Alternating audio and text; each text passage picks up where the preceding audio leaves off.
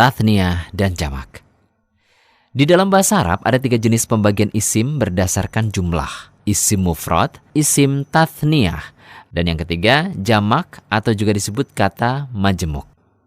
Jadi yang disebut jamak bukan lebih dari 1, tetapi lebih dari 2. Kalau untuk 2 sendiri itu punya istilah khusus, yakni isim tathniyah. Kita akan bahas satu persatu pembagian isim berdasarkan jumlah di bawah ini. Yang pertama, isim mufrad. Isim mufrad atau kata tunggal adalah asal dari seluruh bentuk. Artinya pada dasarnya seluruh kata nantinya akan merujuk pada isim mufrad ini. Tathniyah adalah perubahan dari mufrad. Kemudian jamak adalah versi jamak dari isim mufrad. Oleh karena itu, supaya mudah nanti ada kaidahnya atau rumusnya.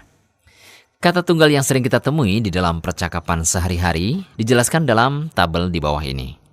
Qalamun, sebuah pulpen. Kitabun, sebuah buku.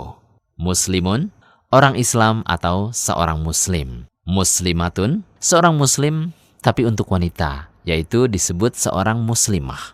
Mu'minun, seorang yang beriman. Mu'minatun, seorang yang beriman untuk wanita atau disebut mu'minah. Jadi dalam bahasa Arab dibedakan antara yang mudzakkar dengan yang mu'annats dengan cara memberi ta' marbutohnya. Contoh untuk mudzakkar, muslimun. Dengan cara memberi ta' marbutoh menjadi muslimatun.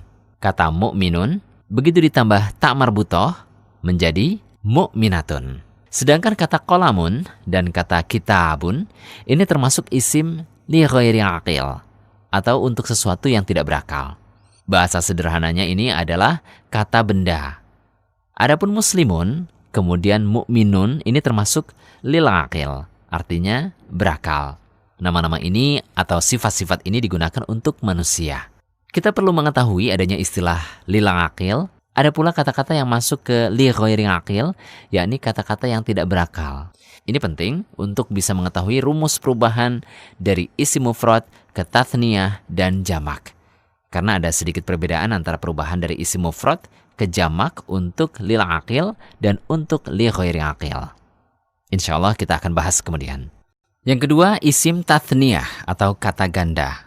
Rumus merubah dari isim mufrad ke tathniyah, alhamdulillah sangatlah mudah.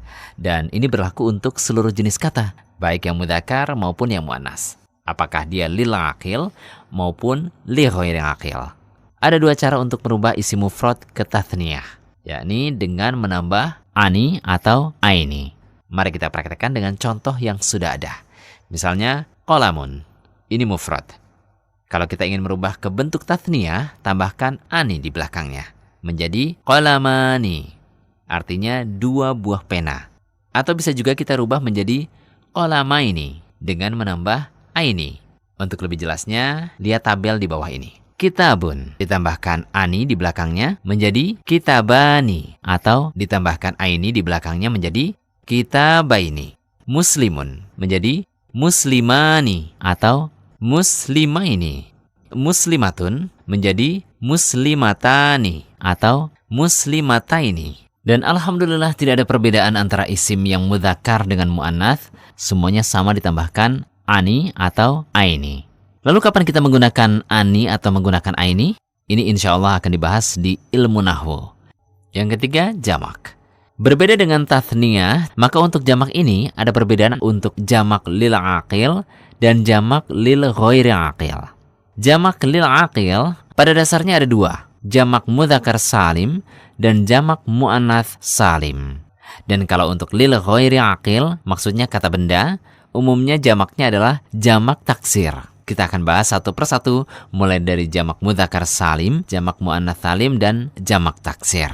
Jamak mudzakkar salim. Dari sisi ada 2 rumus. Pertama ditambahkan una, dan yang kedua ditambahkan ina. Ini hanya berlaku bagi mudzakkar, yakni untuk laki-laki, contohnya muslimun, seorang muslim. Kalau kita ingin mengatakan orang-orang muslim atau banyak, maka ditambahkan una, menjadi muslimuna atau muslimina. Kemudian kita ambil contoh lagi, mu'minun atau seorang yang beriman. Kalau kita ingin membuat jamaknya, maka kita katakan mu'minun atau mu'minin dengan menambahkan una dan ina. Berikutnya jamak muannats salim. Rumusnya yaitu dengan menambah alif atau memanjangkan kata dan ditambah tak biasa. Ini hanya berlaku untuk mu'anats. Misalnya muslimatun. Kita panjangkan mimnya, kita ganti tak marbutoh dengan tak biasa atau tak tathnits menjadi muslimatun. Itu jamak mu'anats salim. Akan tetapi memang untuk membentuk jamak mu'anats salim paling mudah adalah kita rubah ke bentuk mudzakarnya. Misalnya mu'minatun. Mu'minatun ini kan mu'annas. Mudzakarnya adalah mu'minun. Jadi tinggal menambah atun menjadi mu'minatun. Ini lebih mudah. Berikutnya jamak taksir. Jamak taksir ini sesuai dengan namanya.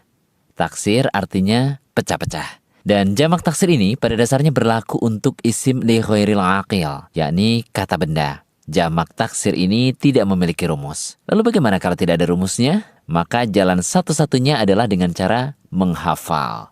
Misalkan qalamun, jamak taksirnya adalah aqlamun. Kemudian kitabun, jamak taksirnya kutubun. Kita lihat antara aqlamun dengan kutubun sangat berbeda. Tidak ada persamaan rumus. Jika disamakan, kitabun menjadi kutubun dan qalamun harusnya menjadi qulumun. Tapi karena jamak taksir tidak memiliki rumus, maka jalan satu-satunya adalah dengan menghafal. Baik, itu tadi penjelasan tentang jamak mudzakkar salim, mu'anats salim, dan jamak taksir. Namun selain peraturan dasar tersebut, ada pengecualian yang perlu diingat. Bahwa tidak semua isim li ghairil aqil atau kata benda, jamaknya adalah jamak taksir. Ada juga isim li ghairil aqil yang jamaknya jamak mu'anats salim, contohnya syajaratun atau pohon.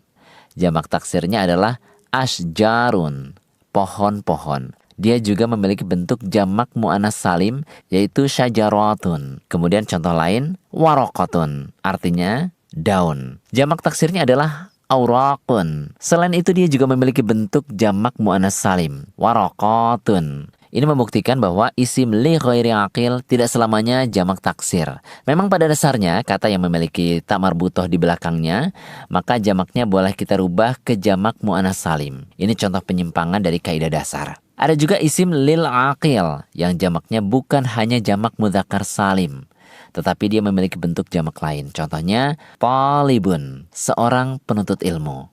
Selain dia memiliki bentuk jamak mudzakkar salim, dia juga memiliki bentuk jamak taksir, yaitu tullabun. Begitu juga dengan contoh kata amilun, seorang pekerja. Jamak mudzakkar salimnya adalah amilun. Namun dia juga memiliki bentuk jamak taksir, yaitu ummalun, artinya pekerja-pekerja. Jadi itu adalah pengecualian yang harus diingat. Demikian pelajaran kita kali ini. Semoga bermanfaat.